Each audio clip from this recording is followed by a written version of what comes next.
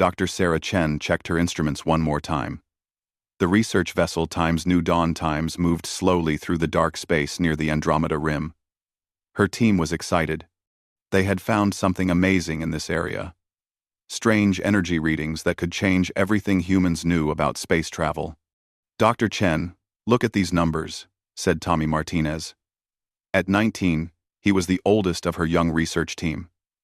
The energy patterns are getting stronger. Sarah smiled. Her team was special. 12 brilliant young people, all between 16 and 19 years old. Earth's Advanced Youth Research Program picked only the best. These kids were smarter than most adults. They had already made 3 major discoveries this trip. Lisa, what do your sensors show? Sarah asked. Lisa Park, 17 and already an expert in alien technology, frowned at her screen. Something big is coming, really big. The ship's alarm started ringing. Red lights flashed everywhere. Sarah's blood went cold. They were in disputed space, but everyone knew this area was safe. No alien ships came here. Multiple contacts approaching fast, shouted Marcus Webb, the youngest at 16 but the best pilot Sarah had ever seen. They're surrounding us. Through the main window, Sarah saw them. Huge ships with strange designs. They looked like giant snakes made of metal. She had never seen anything like them before. This is Commander Thexval of the Zephyrian Collective, a voice came through their radio. The words were hard to understand. The alien spoke human language poorly. You will stop your ship. You will surrender. We are peaceful researchers, Sarah said into the radio. We mean no harm. We are just studying space. You are in Zephyrian space now. You are trespassing. Prepare to be boarded. Sarah's heart pounded. She looked at her young team. They were scared, but trying to be brave. These were good kids. The best Earth had to offer. And now, they were in terrible danger. Dr. Chen, should we run? Asked Emma Rodriguez, 18 and brilliant with computers. Sarah thought fast. Their ship was small and designed for research, not fighting or running. The alien ships were huge and looked very dangerous. No, she said quietly. We can't outrun them. Everyone stay calm. Do exactly what they say. The alien ships moved closer. Sarah could see them better now. They were covered in scales like giant space snakes. Weapons pointed at the times. New dawn. Times from every direction. Send your surrender signal now, Commander, Thexval ordered. Sarah's hands shook as she pressed the surrender button. She had failed. She was supposed to protect these young people. Now, they were prisoners of aliens they knew nothing about. The boarding happened fast. Strange creatures in armor floated through space and attached to their ship. Sarah heard cutting sounds. Metal being torn apart. Then the airlock opened. The Zephyrians looked exactly like giant snakes that stood on 2 legs. They were covered in green and brown scales. Their eyes were yellow and cold. They carried weapons that hummed with energy. You will come with us, one of them said. Do not resist. Sarah stepped forward. I am the leader here. If you want prisoners, take me. Let the others go. Commander Thexval slithered into the room. He was bigger than the others. Old scars covered his scales. His yellow eyes looked at Sarah's team with interest. These are your offspring? He asked. They are my research team, Sarah said carefully. The commander made a sound that might have been laughter. So young. So small. Yes. These are children. Perfect. Sarah felt sick. She realized the aliens thought her team members were actual children. In human terms, they were young adults. But to these creatures, they must look like babies. We will take good care of your young ones, Thexval said. They will be safe in our custody. The Galactic Council will be very interested in human offspring. Please. Sarah begged. They are not children. They are adults in human society. They are scientists. Silence. Thexval ordered. We know young when we see young. These humans are clearly juveniles. They will be treated as such. The other Zephyrians began herding Sarah and her team toward the alien ships. Sarah tried to send an emergency message, but the aliens stopped her. Only a few words got out before they cut the transmission. Emergency. Children captured. Help us. As they were forced onto the alien ship, Sarah saw the times, New Dawn times, being torn apart by alien technology. Years of research. Gone. But that didn't matter now. Only her team mattered. The inside of the Zephyrian ship was hot and humid. It smelled strange, like rotting plants. The aliens pushed them into a large room with thick walls. You will stay here, Thexval said. You will be fed. You will be safe. Do not try to escape. There is nowhere to go. The door closed with a heavy sound. Sarah looked around their prison. It was actually quite nice. Soft beds, clean water, even entertainment systems, but it was still a cage.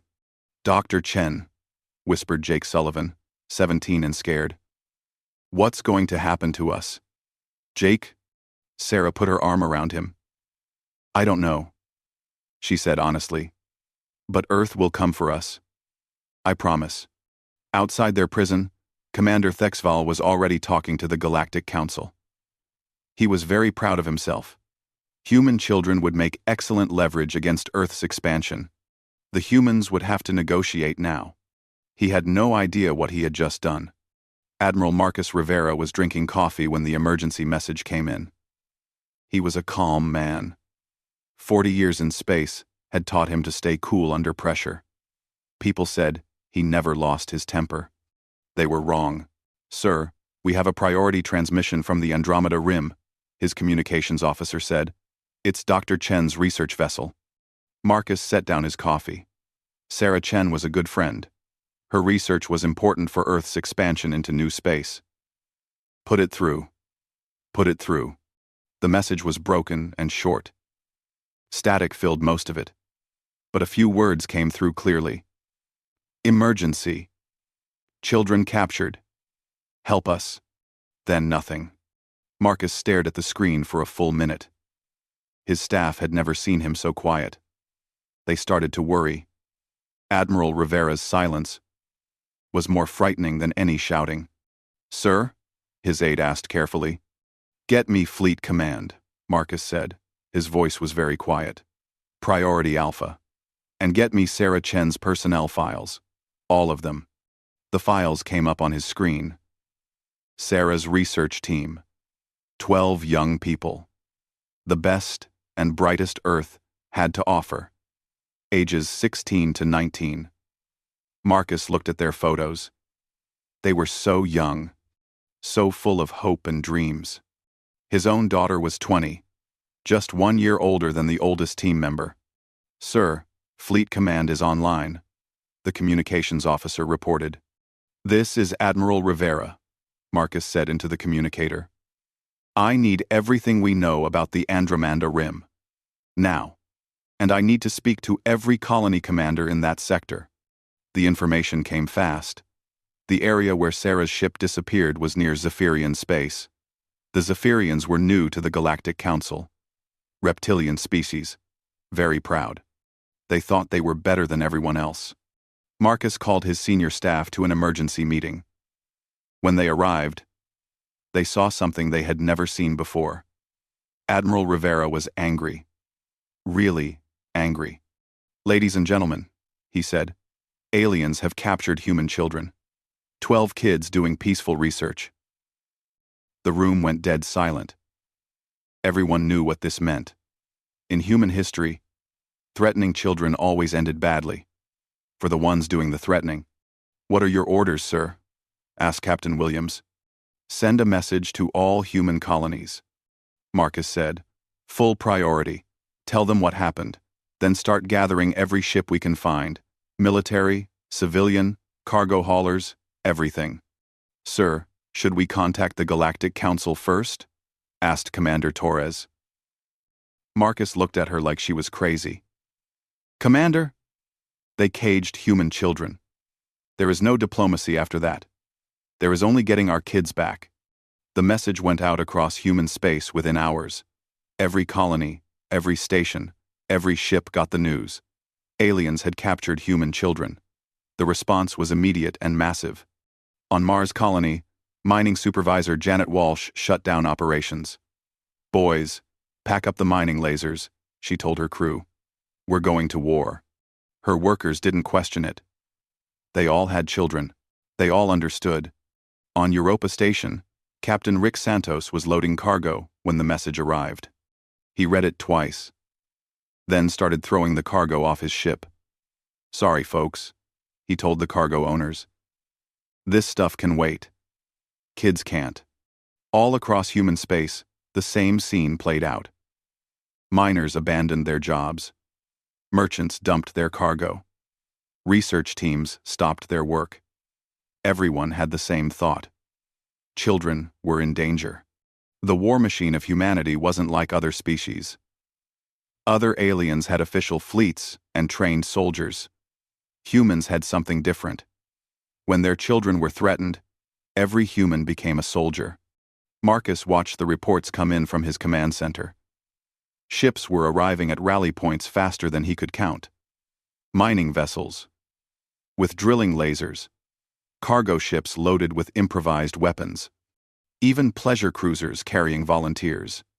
"Sir," his aide said, "we have over 200 ships assembled already, more arriving every hour."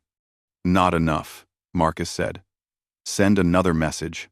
Tell everyone that Earth's children are in alien hands. Tell them we need every ship that can fly." On Earth itself, the response was even bigger. Dr. Sarah Chen's mother, Linda, watched the news reports. Her daughter was captured. Her granddaughter's friends were prisoners. She called every person she knew. "They took Sarah and the kids," she told everyone. "We need to do something." The Earth Defense Force had been a small organization, mostly for protecting space stations and trade routes. Now thousands of people were volunteering. The recruitment centers couldn't handle them all. "I want to go," said an old man at the recruitment center. "My grandson is the same age as those kids." "Sir, you're 70 years old," the recruiter said. "So what?"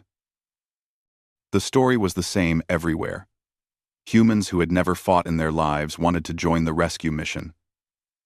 Parents, grandparents, teenagers, barely old enough to enlist, all of them had the same look in their eyes: cold fury. Marcus received a message from Earth Command.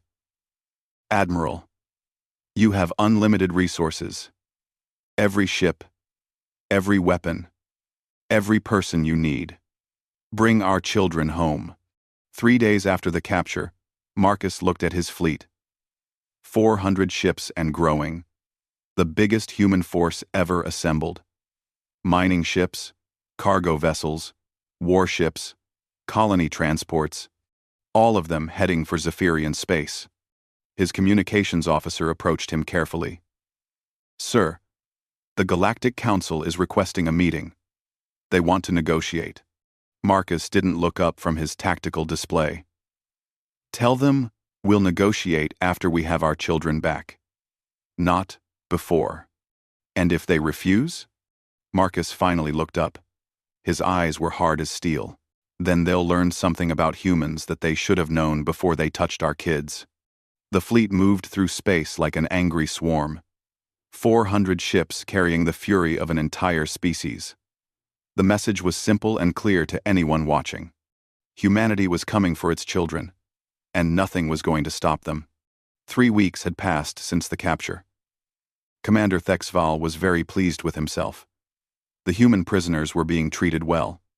Clean cells, good food, entertainment systems. He had even let them stay together in one large room instead of separating them. "See how merciful we are," he told his officers. "These human juveniles are safe and comfortable, much better than they would be on some primitive human world." His second in command, Officer Rathka, wasn't so sure. "Commander, the human fleet is still growing. Our scouts report over 400 ships now. Thexval waved a scaled hand dismissively. Let them come. What can they do? We have the strongest defenses in this sector, and we hold their young. They will not risk harming their own offspring. In the prison cell, Dr. Sarah Chen tried to keep her team's spirits up. The young people were scared but holding together well. Lisa had figured out how to modify the entertainment system to pick up outside communications. They could hear some of what was happening. Dr. Chen, Tommy whispered. They keep calling us children. They really think we're little kids. I know, Sarah said quietly. That might be why they're being so gentle with us. Gentle? Jake laughed bitterly. We're in a cage. But we're alive, Emma pointed out. And they're giving us decent treatment. Maybe they really don't understand human age. Sarah nodded. She had been thinking about this. The Zephyrians were clearly very long-lived. If they lived for hundreds of years, then humans in their teens would seem like babies to them. The important thing, she told her team, is that Earth knows where we are. Help is coming.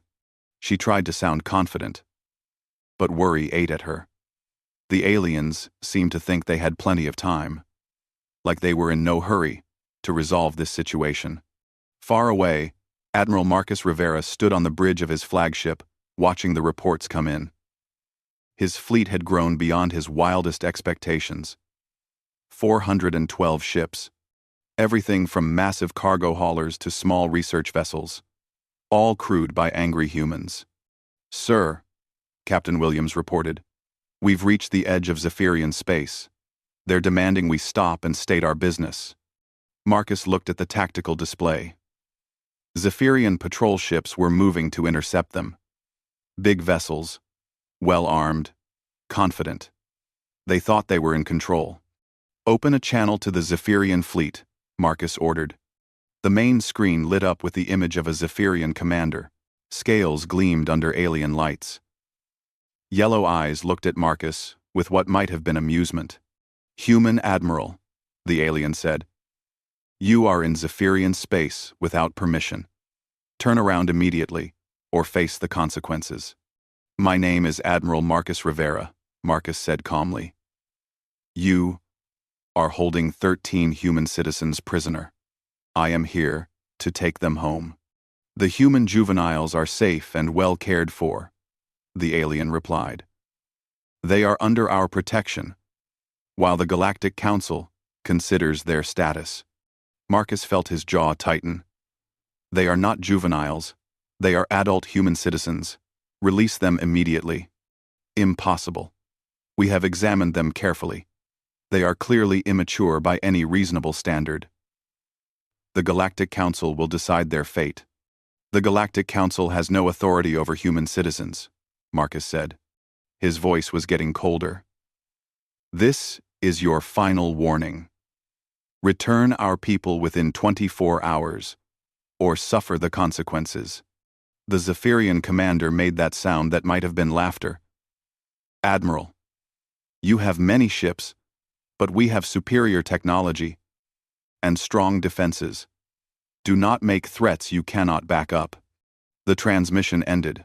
Marcus stared at the black screen for several seconds. Sir? Captain Williams asked. Send a message to the Galactic Council, Marcus said. Tell them exactly what I told the Zephyrians. 24 hours. Then we come for our children. The message reached the Galactic Council chambers within hours. The ancient beings who ran the galactic government were not particularly worried. Humans were a new species, barely worthy of notice. Their ships were adequate but nothing special. Their weapons were primitive compared to older civilizations. High Counselor Vextar, an energy being thousands of years old, addressed the council. The humans are posturing. They will negotiate when they realize their position is hopeless. Should we intervene? Asked Counselor Brightwing, a crystalline creature from the Andromeda core. The Zephyrians are new members. Perhaps they don't understand proper procedures. The Zephyrians acted within their rights. Vextar replied.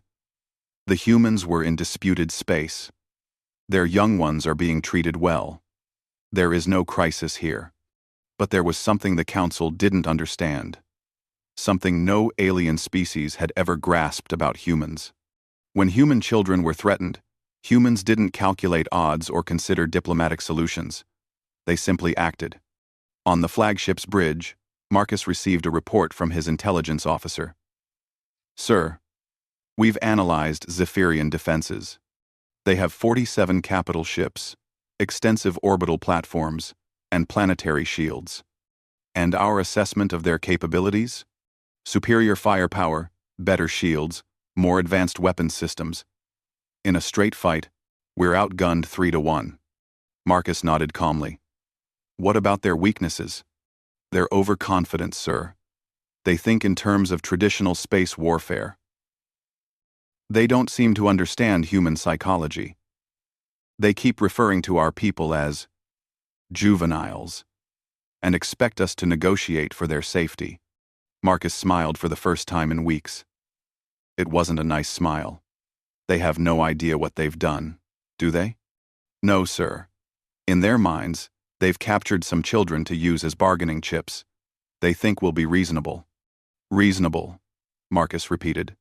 Send a fleet-wide message. All ships are to prepare for combat operations. Full military code. And send one final transmission to the Zephyrians. The message was short and simple. You have 12 hours to release our children. After that, we will take them back by force. This is not a negotiation. This is a statement of fact. The Zephyrian command didn't take the message seriously. Commander Thexval was confident in his position. He had hostages, superior firepower, and the backing of the Galactic Council. He had everything except an understanding of what he was facing. In 12 hours, he would learn what every predator throughout human history had learned too late. When you threaten human children, you don't get to negotiate. You get to find out why every species that ever tried it was now extinct. The 12 hours passed like years for Admiral Marcus Rivera. He stood on his bridge, watching the countdown timer.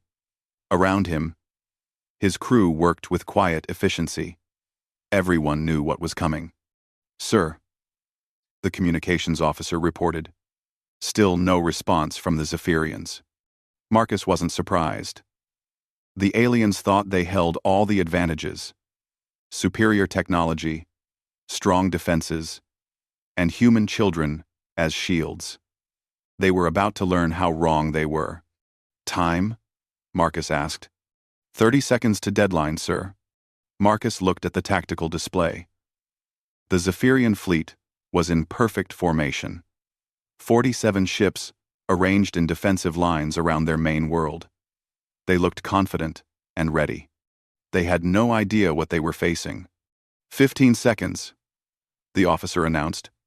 Marcus thought about Dr. Sarah Chen and her young team. Brilliant kids, locked in alien cages. His own daughter's age. Every parent in the fleet was thinking the same thing. 5 seconds. 4, 3, 2, 1. Time elapsed, sir. All ships, Marcus said into his communicator. This is Admiral Rivera. They chose to keep our children. Now they learn what that means. All vessels, attack pattern Delta. Show them what humans do to those who threaten our young. The human fleet moved forward like an avalanche. 412 ships. Everything from massive cargo haulers to small research vessels. None of them were built for war, end quote, but all of them carried the fury of parents whose children were in danger. Commander Thexval watched the approaching fleet from his command ship. He felt confident. Human ships were primitive compared to Zephyrian technology. This would be a short battle. All vessels, he ordered. Engage the human fleet. Show them the price of defying the Zephyrian collective. The first exchange of fire lit up space like a deadly fireworks show. Zephyrian plasma cannons lanced out, striking human ships with devastating accuracy. 3 cargo vessels exploded immediately. A mining ship lost its engines and drifted helplessly. Human ships are taking heavy damage, reported Thexval's tactical officer. Their shields are much weaker than expected. But something strange was happening. The damaged human ships didn't retreat. Instead, they kept coming. The mining ship, with dead engines, used its thrusters to ram a Zephyrian cruiser. Both vessels exploded in a ball of fire. "What are they doing?" Thexval demanded. "That ship was crippled. Why didn't they surrender?" His answer came quickly. Another human vessel, a cargo hauler missing half its hull, slammed into a Zephyrian destroyer. The explosion took out 2 more enemy ships. "Sir," the tactical officer said nervously, "the humans are using ramming attacks. They're sacrificing their ships to damage ours." Thexval couldn't believe it. No rational species fought this way. Ships were valuable. Crews were trained for years. You didn't throw them away like this. But humans weren't being rational. They were being parents. Admiral Rivera watched his ships take terrible losses. Every explosion hurt. Every crew lost was a tragedy. But they kept pressing forward, because they all understood what was at stake. "Sir," Captain Williams reported, "we've lost 30 ships, but we've taken out 8 of theirs." "Keep going," Marcus ordered. "Whatever it takes." The battle raged for hours. Human ships fell by the dozens, but they never stopped coming. Mining lasers designed for cutting asteroids sliced through alien hulls. Cargo containers filled with explosives turned freighters into giant bombs.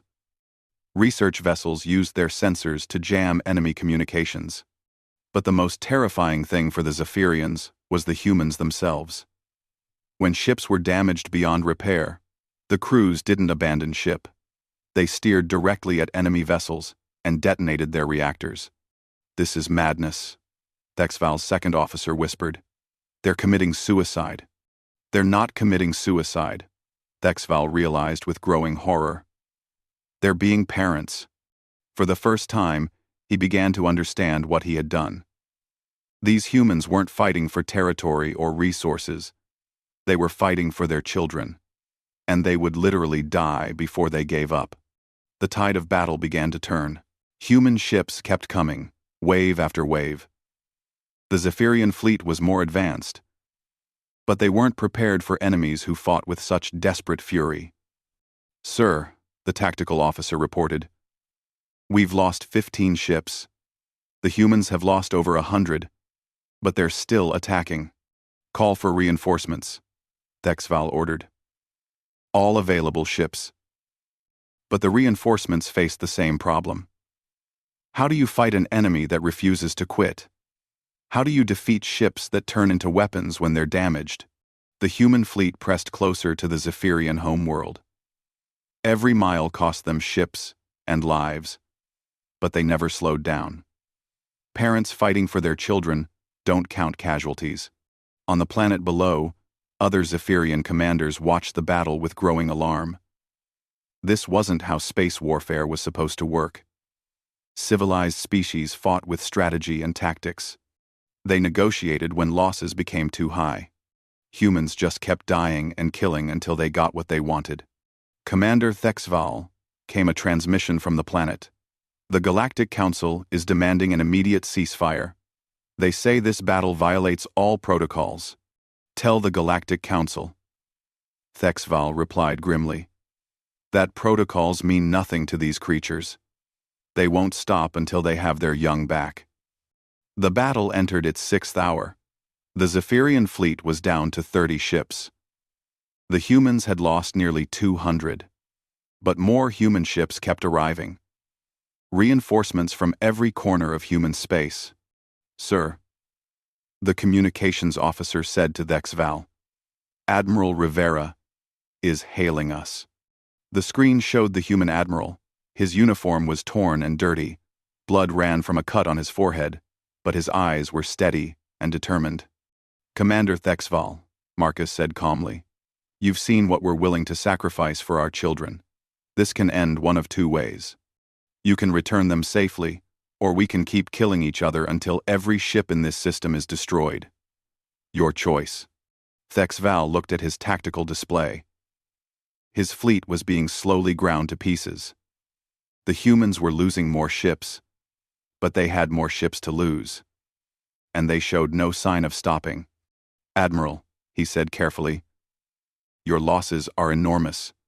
Surely your government will order you to retreat?" Marcus smiled grimly. "Commander, you don't understand humans at all. Our government didn't order this attack. Every ship here came voluntarily. Miners, merchants, researchers, parents. All of them chose to be here. And they'll all choose to die here before they leave without our children." For the first time, Thexval felt real fear. Not fear of losing the battle. Fear of what he was facing. These humans weren't soldiers following orders. They were parents, fighting for their young. There was no negotiating with that, no reasoning with it. There was only winning or dying. And the humans were very good at both. Commander Thexval's hands shook as he stared at the tactical display. His fleet was dying. 23 ships left from 47. The human fleet had lost over 200 vessels, but more kept coming. They fought like demons, turning every damaged ship into a weapon.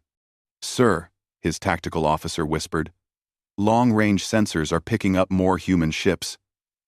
Another wave approaching." "One. How many?" "At least 50. Maybe more." Thexval closed his eyes. This was hopeless. The humans would keep coming until every ship in space was destroyed.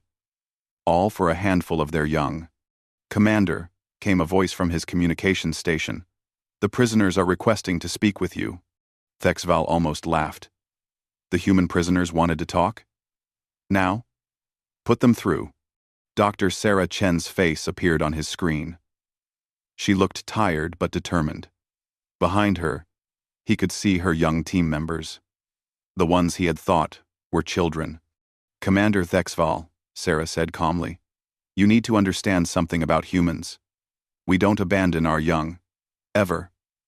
The people fighting out there? They're not just soldiers. They're parents, grandparents, older siblings. Every single one of them would rather die than leave us here." "Your species is insane," Thexval said. "You're destroying yourselves for a few individuals."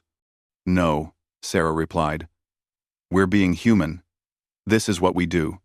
This is what we've always done." She gestured to one of her team members. "Tommy, show him the files." Young Tommy Martinez stepped forward with a data tablet. "Commander, I've been studying human history during our imprisonment. Would you like to know what happened to every species on Earth that threatened human children?" Thexval found himself nodding despite himself. "The cave bears," Tommy said. "Giant predators that killed human young. We hunted them to extinction. The saber-toothed cats. Same thing. Even our own relatives. The Neanderthals. When they started taking human children as slaves, we eliminated them completely." Tommy's voice was calm, matter-of-fact, like he was discussing the weather. "In more recent history," Tommy continued, "we fought wars against anyone who harmed our children. We destroyed entire civilizations. We developed weapons that could end worlds. All because someone threatened human young. Two. You're saying your species commits genocide?" Thexval asked, horrified. "We're saying," Sarah replied, "that when you threaten our children, we don't see you as people anymore. We see you as a problem to be solved. And humans are very good at solving problems." Thexval looked at his tactical display again. Another human ship had just rammed one of his cruisers. Both vessels exploded in brilliant fire. The humans kept coming. "Sir," his second officer reported quietly, "Admiral Rivera is breaking through our outer defenses. His ships are heading for the planet." Thexval made a decision that would haunt him forever. All ships, fall back to the planet. Protect the surface installations. But it was too late. Human ships were already entering the atmosphere. Mining vessels used their drilling equipment to tear through planetary shields. Cargo haulers released swarms of small fighters built from spare parts, and Admiral Rivera's flagship came down like the fist of an angry god. The ground battle lasted 3 hours. Human Marines moved through Zephyrian facilities like they were made of paper. Years of military training meant nothing against parents looking for their children. Sergeant Lisa Rodriguez kicked down the door to the prison complex. Behind her, 20 Marines followed. They all had the same look in their eyes. Cold fury barely held in check. "Dr. Chen," she called out. "This is Earth Marines. Where are you?" "Here." Sarah's voice came from deeper in the building. "We're all here." We're all here." The reunion was brief but emotional. Dr. Chen hugged each of her young team members. They were alive. They were safe. That was all that mattered. "Ma'am," Sergeant Rodriguez said, "we need to get you out of here." "The area isn't secure yet." As they moved toward the exit, they passed Commander Thexval. He was badly injured, leaning against a wall. His scales were torn and burned. Yellow blood seeped from multiple wounds. Sarah stopped. "You're hurt. Stay away from me." Thexval gasped. "I understand now. Your people. They're not like us. They don't calculate costs. They don't weigh options. They just come for their young." "Yes," Sarah said simply. "They do. I studied your files during the battle," Thexval continued. "Your history. Every species that ever threatened human children is gone. All of them. Extinct or destroyed." "Usually extinct," Tommy said quietly. Thexval looked at the young human who had explained their history to him. "You're not children at all. Are you? You understand exactly what your people did here." "We understand," Emma said. "We always understood. You took us prisoner and called us children. You made humanity angry. That never ends well." Admiral Rivera appeared in the doorway. His uniform was torn and bloody, but he was smiling.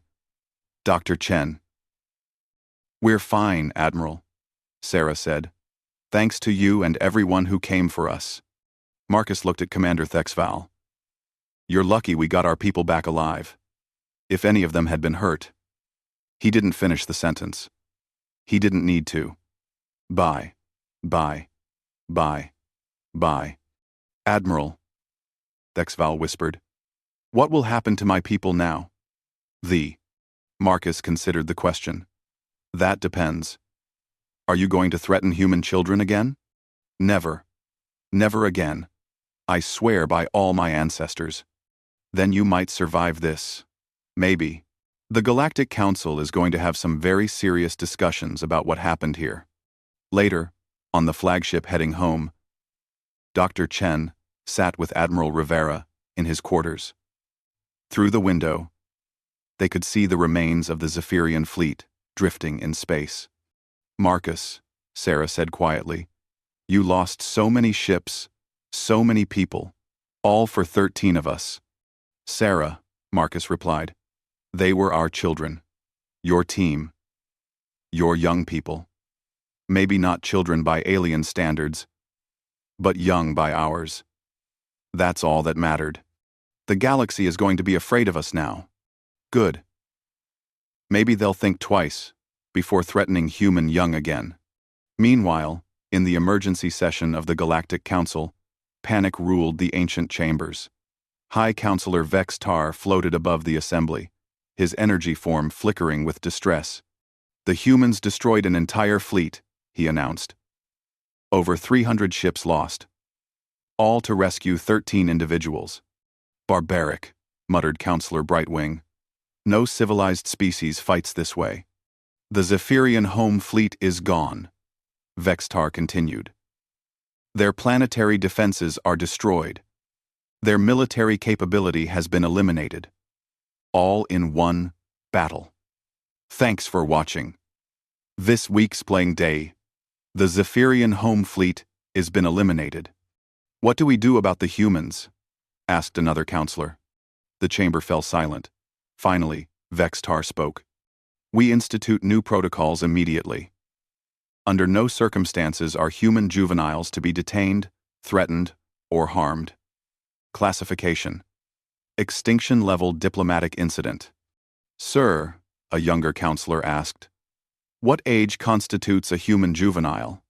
Vextar was quiet for a long moment. According to human response patterns, anyone under 30 years of age is to be considered a juvenile and is absolutely not to be touched. 30? But that means, Vex, Tar said firmly, that we do not want to find out what humans consider adult age.